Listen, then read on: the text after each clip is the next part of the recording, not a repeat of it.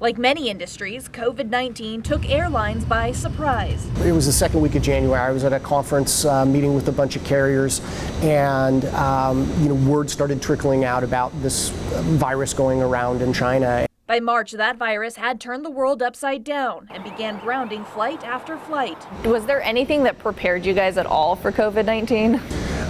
No, I mean, there's just nothing that can prepare you for, an absolute drop in air traffic by 97%. 97% in April, 90% in May, and 70% in June, after years of trying to grow air travel. 2019 was our best year since 2000. Brad Betcher and the team at Roanoke-Blacksburg Regional Airport shifted to just trying to maintain as many flights as possible, which right now is at about 40% of the traffic they had this time last year. Which 40% might not sound great, but relative to the national average, which is around 25%, we're very encouraged about it. But air travel looks different, both in Roanoke and at other airports around the country. Whether it's popular or not, I think masks are certainly here to stay. You'll be required to wear them in the airport and for the duration of your flight. Many businesses are closed inside the terminals, and the ones that are open often have reduced hours and menus. The other reduction is the number of flights even being offered, so layovers are long,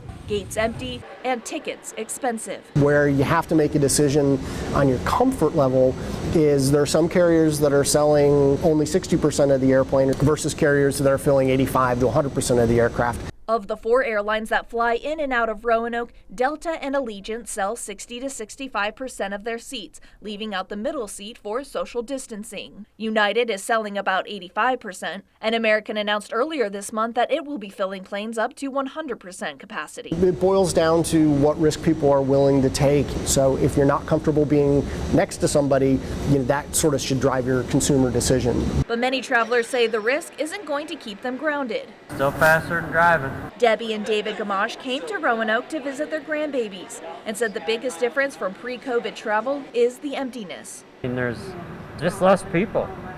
It's just that simple. Yep. So less people mean less everything. Yep, it takes a lot longer. No curbside check-in, no things that you get used to just aren't there.